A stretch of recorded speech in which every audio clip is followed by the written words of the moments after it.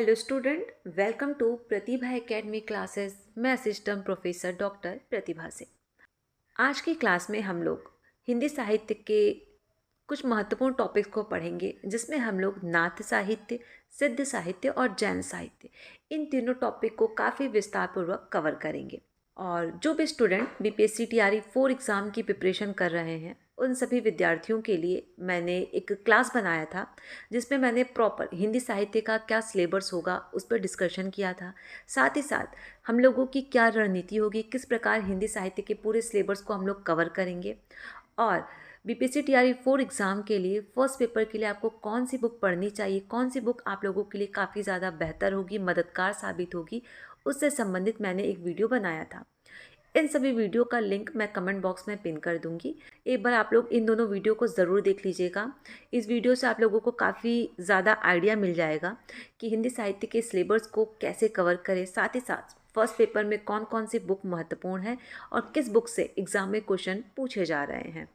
और आज आप लोगों की बीपीएससी टीआरई 4 हिंदी साहित्य की तीसरी क्लास है। इसके पहले की क्लास में हम लोगों ने हिंदी साहित्य का इतिहास कवर कर लिया था। सेकंड क्लास में हम लोगों ने आदिकाल की जो महत्वपूर्ण रचनाएं हैं, नामकरण है, इन सारे टॉपिक को कवर किया था। और आज आप लोगों की तीसरी क्लास है, जिसमें हम लोग नाथ साहित्य, सिद्ध साहित्य और जैन साहित्य को पढ़ेंगे। ठीक है। और जो भी स्टूडेंट इस क्लास को देख रहे हैं, आप लोग इस क्लास को अपने दोस्तों के साथ शेयर करना, चैनल को सब्सक्राइब कर बेल आइकॉन प्रेस करना ना भूलें, जिससे आप सभी को आने वाले क्लास की अपडेट और नोटिफिकेशन मिलती रहे।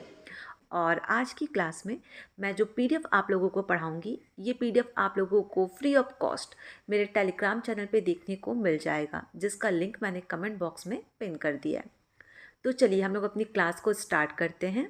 और आज के इस क्लास में जो मैं पीडीएफ आप लोगों को पढ़ाऊंगी, उस पीडीएफ में मैंने उन्हीं तथ्यों को शामिल किया है जिनसे एग्ज़ाम में प्रश्न पूछे जाते हैं। और ये पूरा का पूरा पीडीएफ वन लाइनर है। और वन लाइनर मैंने इसलिए भी बनाया है क्योंकि वन लाइनर जो तथ्य होते हैं ना, वो जल्दी याद होते हैं और आप लोगों को याद करने में काफ़ी आसानी हो, इस वजह से मैंने पूरे के पूरे तथ्यों को वन लाइनर में लिखा है। ठीक है, तो चलिए क्लास को स्टार्ट करते हैं। सबसे पहले हम लोग देखेंगे नाथ साहित्य। नाथ संप्रदाय के प्रवर्तक मत्स्येंद्र नाथ एवं गोरखनाथ को माना गया है। ठीक है, और ये प्रश्न एग्जाम में कई बार पूछा जा चुका है कि नाथ संप्रदाय के प्रवर्तक किसे माना जाता है, तो गोरखनाथ को या फिर मत्स्येंद्र नाथ को माना जाता है। गोरखनाथ का नाथ पंथ बौद्धों की ब्रजयान शाखा से निकला हुआ माना गया है। नाथों का समय 12वीं शताब्दी से 14वीं शताब्दी तक है तथा हिंदी संत काव्य पर इसका पर्याप्त प्रभाव है। अब यहाँ पे प्रश्न पूछ लिया जाएगा कि नाथ संप्रदायों का समय क्या है, तो आपको पता होना चाहिए कि 12वीं से 14वीं शताब्दी तक का जो समय है वो नाथों का समय है। ठीक है, आगे देखेंगे। डॉक्टर पीताम्बर दत्त बर्थवाल ने गोरखनाथ की रचनाओं का संकलन गोरखबानी नाम से किया है। ठीक है, और ये प्रश्न एग्जाम के दृष्टिकोण से काफ़ी ज़्यादा महत्वपूर्ण है। और जिन प्रश्नों को मैं बताती हूँ कि ये प्रश्न एग्ज़ाम के दृष्टिकोण से काफ़ी ज़्यादा महत्वपूर्ण है, उसे आप एक जगह ज़रूर से नोट डाउन कर लिया कीजिए। अगर आप नोट डाउन नहीं करते हैं तो ये जब पीडीएफ मैं ग्रुप में शेयर करती हूँ, तो इस पीडीएफ का प्रिंट आउट निकालिए और इस प्रिंट आउट में ही टिक लगाते जाइए कि मैम ने इस प्रश्न को इम्पोर्टेंट बोला था, या फिर मैंने जिस जिस प्रश्न को इम्पोर्टेंट बोला है उस पर आप टिक लगाइए और उसे लास्ट टाइम में ज़रूर पढ़ के जाइएगा। आगे देखते हैं। गोरखनाथ की रचनाओं में गुरु महिमा, इंद्रिय निग्रह, प्राण साधना, वैराग्य एवं शून्य समाधि का वर्णन है। गोरखनाथ ने षष्ठ चक्रों वाला योग मार्ग हिंदी साहित्य में चलाया। ठीक है, अब आपको यहाँ पर ध्यान रखना है कि गोरखनाथ की रचनाओं में गुरु की महिमा, प्राण साधना, वैराग्य एवं शून्य समाधि का वर्णन हमें देखने को मिलता है। ठीक है, आगे देखिए। गोरखनाथ ने अपने शिष्यों को नारी से दूर रहने का उद्देश्य दिया था। अब आपके मन में ये प्रश्न आ रहा होगा कि मैम ने इस लाइन को इस पीडीएफ में क्यों ऐड किया। ठीक है, क्योंकि ये प्रश्न पूछा जा चुका है बच्चों, तो इसे आप स्पेशली ध्यान में रखिएगा। और प्रश्न कुछ इस प्रकार था कि कौन सा ऐसा संप्रदाय है जिसमें गुरु ने अपने शिष्यों को नारी से दूर रहने का उपदेश दिया था, तो वो है नाथ संप्रदाय। ठीक है, आगे देखेंगे। अब हम लोग कथन देखेंगे, और ये कथन एग्जाम में पूछा जा चुका है। आचार्य हजारी प्रसाद द्विवेदी के अनुसार इनकी सबसे बड़ी कमजोरी इनका रूखापन एवं गृहस्थ के प्रति अनादर भाव था। ठीक, तो इस कथन को आप लोग ध्यान में रखिएगा। देखिए बच्चों, यहाँ पर आप लोगों को कुछ बातें ध्यान में रखनी है। सिद्धों की वाम मार्गीय जो भोग प्रधान योग साधना की जो प्रक्रिया थी, उसके स्वरूप में आदिकाल में नाथ पंथियों की हठ योग साधना आरंभ हुई। ठीक है, इसे आप लोग ध्यान में रखिएगा। अब हम लोग अगला कथन देखेंगे जो कि हजारी प्रसाद द्विवेदी के अनुसार है। नाथ पंथ या नाथ संप्रदाय के सिद्ध मत, सिद्ध मार्ग, योग संप्रदाय, अवधूत मत एवं अवधूत संप्रदाय नाम भी प्रसिद्ध हैं। इस कथन में हजारी प्रसाद द्विवेदी ने बताया है कि नाथों के कितने सारे नाम प्रसिद्ध हैं, तो इसे भी आप लोग ध्यान में रखिएगा। और एक चीज़ आप लोग ध्यान में रखिएगा, जो हजारी प्रसाद द्विवेदी हैं उन्होंने हठ योगियों के सिद्ध सिद्धांत पद्धति ग्रंथ के अनुसार जो ह शब्द है, ठीक है, जो ह शब्द है इसका अर्थ उन्होंने सूर्य बताया है, और वहीं जो ठ शब्द है उसका अर्थ उन्होंने चंद्र बताया, यानी जो चंद्रमा है इसे बताया। ठीक है, इन दोनों के योग से हठ योग बनता है। कौन सा योग बनता है? हठ योग बनता है। ठीक है, तो इस बात को आप लोग ध्यान में रखिएगा कि हठ योगियों के सिद्ध सिद्धांत पद्धति ग्रंथ के अनुसार जो ह है वो किसका प्रतीक है? वो सूर्य का प्रतीक है। वहीं जो ठ है वो किसका प्रतीक है? ठ का जो अर्थ है वो चंद्रमा है। ठीक है, इन दोनों के योग से हठ योग शब्द बना। ठीक है, इसे भी आप लोग ध्यान में रखिएगा। एग्जाम में प्रश्न पूछ लिया जाता है कि ह किसका प्रतीक है? तो सूर्य का प्रतीक है। वहीं ठ किसका प्रतीक है? तो वो चंद्र का प्रतीक है। इस बात को आप लोग एक जगह नोट डाउन कर लीजिए या फिर याद रखिएगा। आगे देखते हैं। सिद्धों की संख्या 84 प्रसिद्ध है, वैसे ही नाथों की संख्या 9 मानी गई है। शिव ही आदि नाथ है। इनके अतिरिक्त मत्स्येन नाथ, जलंधर नाथ, गोरखनाथ ही प्रमुख हैं। और इसे आप लोग ध्यान में रखिएगा कि नाथ संप्रदाय में शिव को क्या माना गया है? तो आदिनाथ माना गया है। ठीक है, और नाथ संप्रदाय में कौन 3 महत्वपूर्ण है? मत्स्येन नाथ, जलंधर नाथ और गोरखनाथ। आगे देखिए, नाथों में रसायनी नागार्जुन को माना जाता है। आगे देखिए, नाथ पंथ के जोगियों को कनफटा भी कहा जाता है। क्या कहा जाता है? कनफटा। इस बात को भी ध्यान में रखिएगा। नाथ पंथियों की भाषा सदुक्कड़ी भाषा थी, जिसका ढांचा कुछ खड़ी बोली लिए हुए राजस्थानी थी। अब आपको कुछ चीज़ें याद रखनी है। जो गोरखनाथ है, इनके गुरु का नाम है मत्स्येन नाथ। ठीक है, वहीं मत्स्येन नाथ का दूसरा नाम है मीन नाथ। क्या नाम है? मीन नाथ। इसे आप लोग ध्यान में रखिएगा। और आगे देखिए, जो मिश्र बंधु है, मिश्र बंधु ने गोरखनाथ को हिंदी का प्रथम गद्य लेखक माना है। तो इस प्रकार नाथ संप्रदाय से संबंधित जितने भी महत्वपूर्ण तथ्य से जिनसे प्रश्न पूछे जा सकते हैं वो सब मैंने आप लोगों को पढ़ा दिया है। अब हम लोग आगे देखेंगे सिद्ध साहित्य। ठीक है, सिद्ध साहित्य। सरहपा को हिंदी का प्रथम कवि माना जाता है, और ये प्रश्न परीक्षा के दृष्टिकोण से वेरी इंपॉर्टेंट है। ठीक है, इसे आप लोग ध्यान में रखिएगा कि हिंदी साहित्य का प्रथम कवि किसे माना गया है? तो सरहपाद को माना गया है। और ये प्रश्न परीक्षा के दृष्टिकोण से आप लोगों के लिए काफ़ी ज़्यादा इंपॉर्टेंट है। प्रश्न आ जाएगा कि हिंदी का प्रथम कवि किसे माना गया है, तो आपको पता होना चाहिए कि हिंदी का प्रथम कवि सरहपा को माना गया है। ठीक है, इन्हें सरोज ब्रज, राहुल भद्र आदि नामों से भी जाना जाता है। सिद्धों में सबसे पुराने सरहपाद हैं। आगे देखिए, सहजयानियों की भाषा का नाम साध्य भाषा है। ठीक है, और ये प्रश्न में पूछा जा सकता है कि सिद्धों की किस प्रकार की भाषा थी, तो आपको पता होना चाहिए कि सिद्धों यानी सहजयानियों की जो भाषा थी वो साध्य भाषा थी। और जो भी स्टूडेंट इस क्लास को देख रहे हैं, आप लोग मुझे कमेंट करके बताइएगा कि जो नाथ संप्रदाय के लेखक थे उनकी किस प्रकार की भाषा थी, जो कि मैंने अभी आप लोगों को क्लास में पढ़ाया है। देखिए, अब यहाँ पर आप लोगों को कुछ बातें जानना काफ़ी ज़रूरी है। सबसे पहले तो साध्य भाषा क्या है? ठीक है, आप लोगों के मन में जिज्ञासा भी होती होगी कि साध्य भाषा कौन सी भाषा होती है। तो आज इस वीडियो में आपका ये कॉन्सेप्ट क्लियर हो जाएगा कि साध्य भाषा किसे कहते हैं।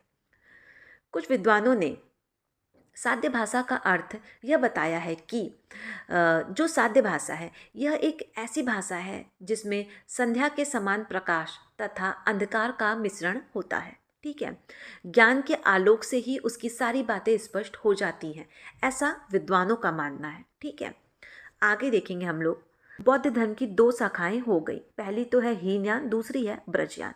ब्रजयानियों को ही सिद्ध कहा गया है। आगे देखिए, राहुल संस्कृत्यायन ने सिद्धों की संख्या 84 बताई है और ये प्रश्न परीक्षा के दृष्टिकोण से काफ़ी ज़्यादा महत्वपूर्ण है। प्रश्न आ जाएगा कि सिद्धों की संख्या कुल कितनी है, ठीक है, और विकल्प दे देगा 84, 44, 45, 9। तो आपको पता होना चाहिए कि सिद्धों की संख्या 84 है, ठीक है। ये लोग अपने नाम के पीछे पा जोड़ते थे, जैसे सरहपा, लुईपा, सबरपा, डोम्बीपा आदि, ठीक है। आगे देखिए, 7वीं से 8वीं शताब्दी का जो समय था वो सिद्धों का समय माना जाता था। ज्योतिश्वर ठाकुर द्वारा रचित वर्ण रत्नाकर नामक 14वीं शताब्दी में मैथिली ग्रंथ में 84 सिद्धों के नाम दिए गए। जो ज्योतिश्वर ठाकुर हैं उनकी रचना है वर्ण रत्नाकर, ठीक है, जिसका समय है 14वीं शताब्दी, जो कि एक मैथिली भाषा में रचित ग्रंथ है, ठीक है। उस ग्रंथ में 84 सिद्धों के नाम प्रॉपर दिए गए हैं, ठीक है। और 84 सिद्धों के नाम कभी एग्जाम में पूछे नहीं जाते हैं, तो आपको इस पे फोकस नहीं करना है कि टोटल 84 सिद्ध कौन कौन से हैं, इससे कभी प्रश्न पूछे नहीं जाते हैं एग्जाम में। आगे देखिए, सहजयानियों की साध्य भाषा का प्रभाव संत कवियों पर भी पड़ा। वे उलटवासी लिखने लगे। हरप्रसाद शास्त्री द्वारा रचित बौद्ध गान और दोहा में सरहपाद और कृष्ण आचार्य का दोहा संग्रहित है। हरप्रसाद शास्त्री ने बौद्ध गान और दोहा में संग्रहित पुस्तकों की भाषा को प्राचीन बंगला कहा है। अब प्रश्न आ जाएगा कि हरप्रसाद शास्त्री की पुस्तक का नाम क्या है, तो बौद्ध गान और दोहा है, ठीक है। और इस पुस्तक में किस प्रकार की भाषा है, तो प्राचीन बंगला भाषा है। आगे देखिए, दोहा कोश का संपादन डॉक्टर प्रबोध चंद बागची ने किया। दोहा कोश में तिल्लोपा, सरहपा, कल्हड़पा के दोहे संग्रहित हैं। अब हम लोग देखेंगे बच्चन सिंह का ये कथन, और ये कथन परीक्षा के दृष्टिकोण से महत्वपूर्ण है। यूजीसी नेट के एग्जाम हो, चाहे यूपी टीजीटी पीजीटी के परीक्षा हो, उन परीक्षाओं में ये कथन पूछा जा चुका है। आक्रोश की भाषा का पहला प्रयोग सरहपा में दिखाई देता है, ठीक है। आगे देखिए, सिद्धों की भाषा को साध्य भाषा नाम मुनिदत्त ने दिया। अब प्रश्न आ जाएगा कि सिद्धों की भाषा को साध्य भाषा नाम किसने दिया, तो मुनिदत्त ने दिया। आगे देखिए, सबरों की वेशभूषा में रहने के कारण इनका नाम सरहपाद पड़ा। लुईपा सबरपा के शिष्य थे। जो लुईपा थे वो सबरपा के शिष्य थे।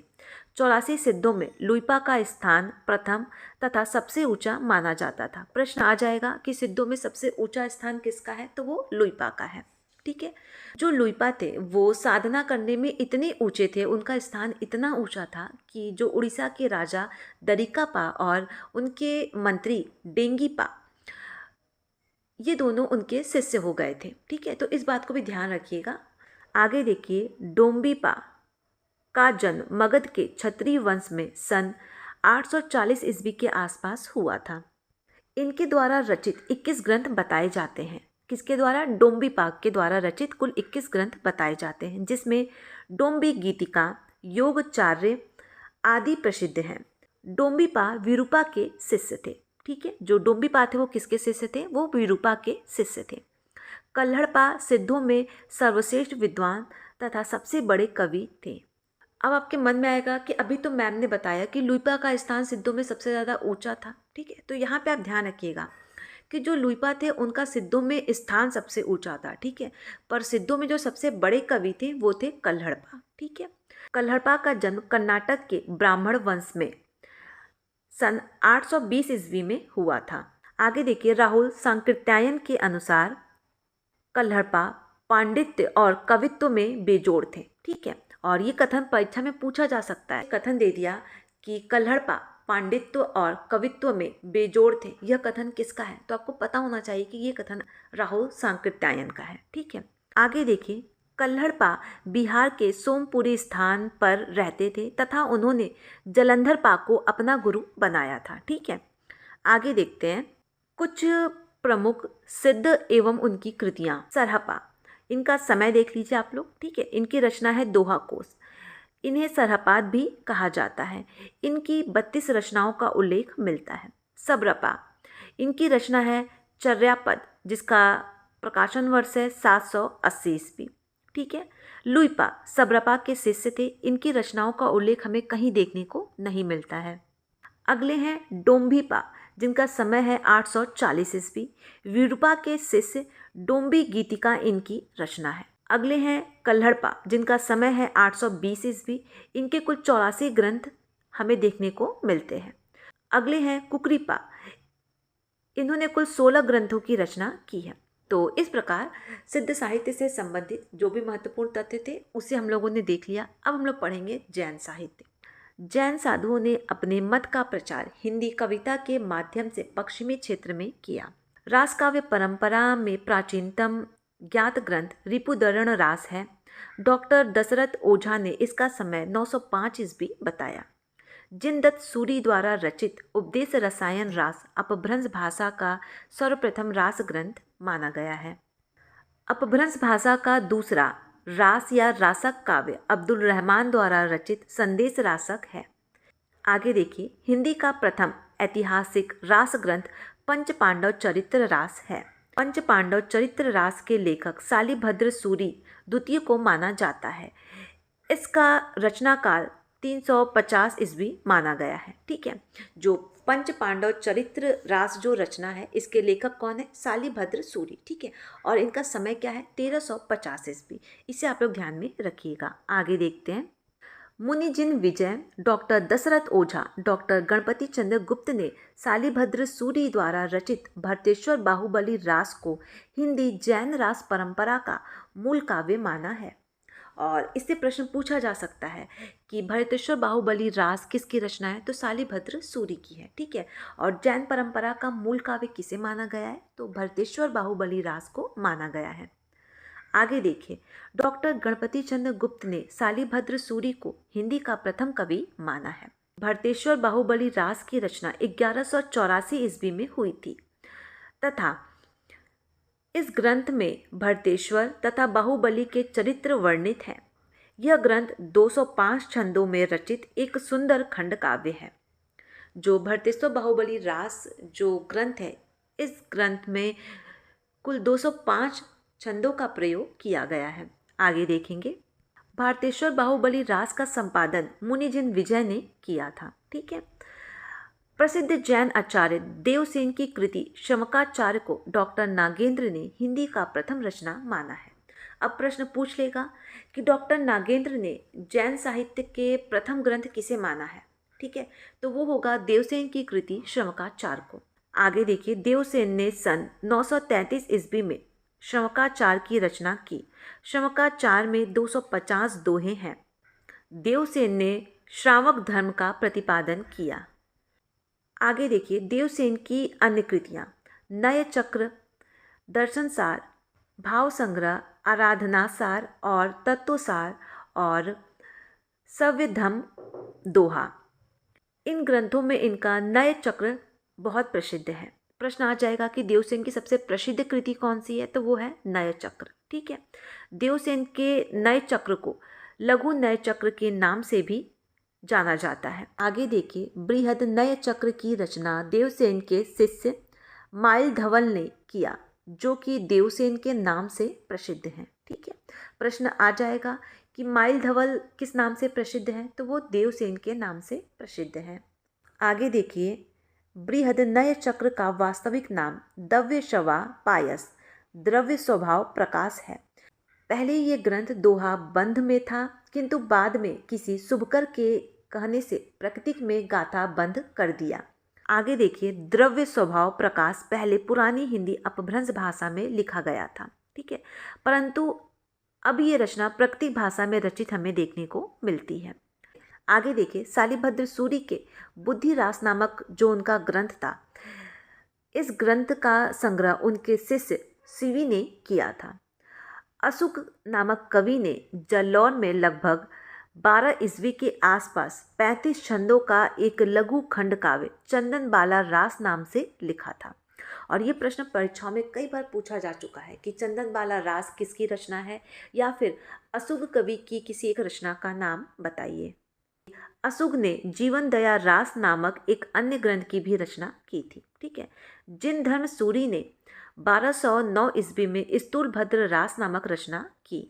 आगे देखिए, विजय सेन सूरी ने रेवतगिरी रास की रचना 1231 ईस्वी के आसपास किया। आगे देखिए, रेवतगिरी रास में जो जैन तीर्थकर रेवतगिरी तथा तीर्थकर नेमिनाथ की प्रतिमा के महत्व का प्रतिपादन ऐतिहासिक एवं पौराणिक इतिवृत्ति तथा प्राकृतिक सौंदर्य के आधार पर किया गया था। ठीक है। रेवतगिरी रास 4 कण्वक में विभक्त है। आगे देखिए, मुनि सुमतिगढ़ी ने नेमिनाथ रास में जैन तीर्थकर नेमिनाथ के चरित्र का वर्णन अत्यंत संक्षेप में किया है। नेमिनाथ रास की रचना 1213 ईस्वी में हुई है। इसमें कुल 58 छंद शामिल हैं। अब हम लोग इस क्लास की अंतिम पंक्ति देखेंगे। चौपाई छंद में 12 मास का वर्णन विनय चंद सूरी द्वारा रचित नेमिनाथ चौपाई से माना जाता है। ठीक है।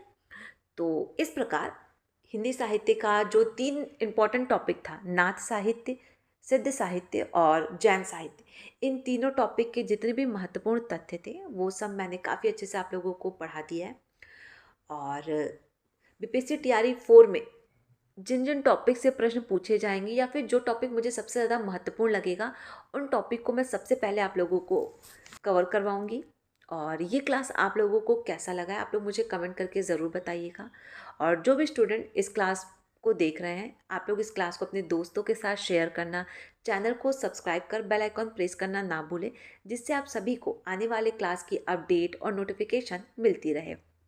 किसी भी प्रकार का कोई भी डाउट होता है तो आप मुझे कमेंट कर सकते हैं या फिर कमेंट बॉक्स में मैंने अपने इंस्टाग्राम का लिंक पिन कर दिया है, तो वहाँ पर आप मुझे डायरेक्ट मैसेज कर सकते हैं। और आज की क्लास में मैंने जो पीडीएफ आप लोगों को पढ़ाया है, ये पीडीएफ फ्री ऑफ कॉस्ट आप लोगों को मेरे टेलीग्राम चैनल पे देखने को मिल जाएगा, जिसका लिंक मैंने कमेंट बॉक्स में पिन कर दिया है। Thank you.